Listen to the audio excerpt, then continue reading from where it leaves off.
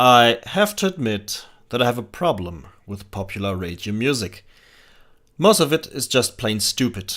Think of Umbrella, Ella, Ella, and in the same way it's just boring. It is industrial music following the same pattern over and over again, where the artists differ from time to time.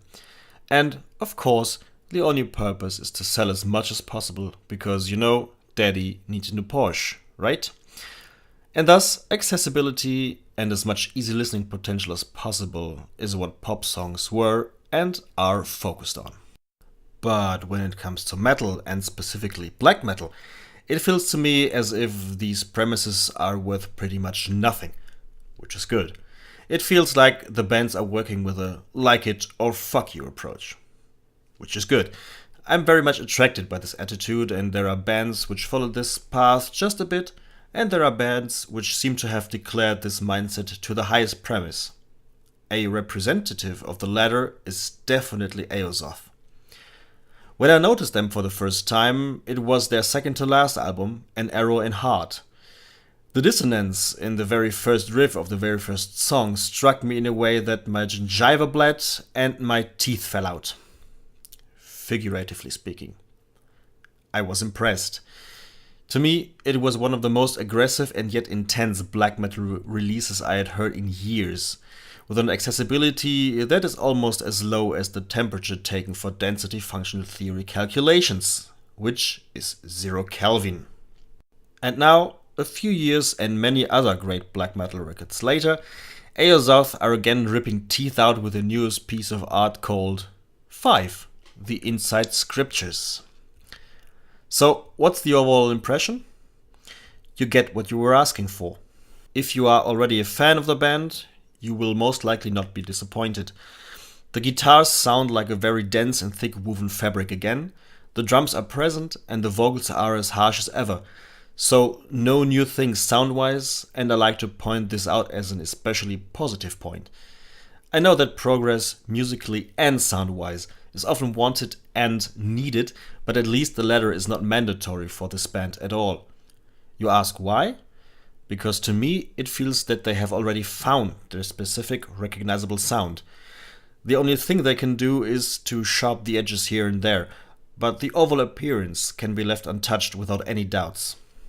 But what about the most important part? The songs. Well, temperatures are climbing. I'd say the album starts around 5 Kelvin now.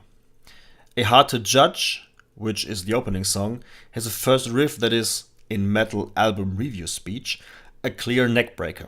After a few seconds of intro sounds, you have this mid-tempo riff with a percussion kind of drumming turning into a more normal drum pattern with a second riff that keeps this groove and your head moving. So there is no instant gingiva bleeding anymore, but don't be afraid, it will eventually bleed with the third riff, which is typical Aosoth.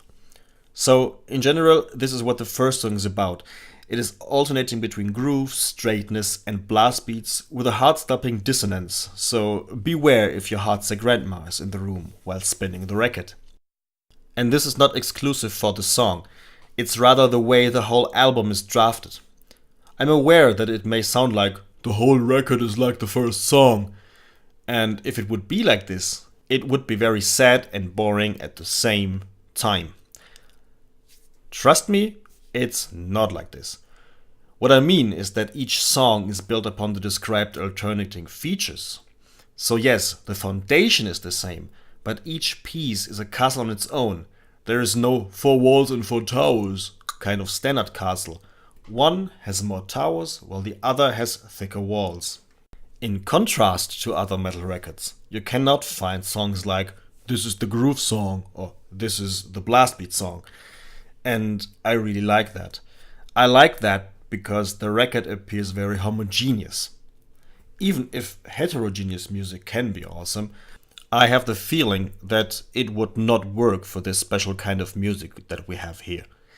It would be like a little stone in your shoe. You can live with it, yes, but there's always something annoying, and to be honest, I have no interest at all to be annoyed in my free time.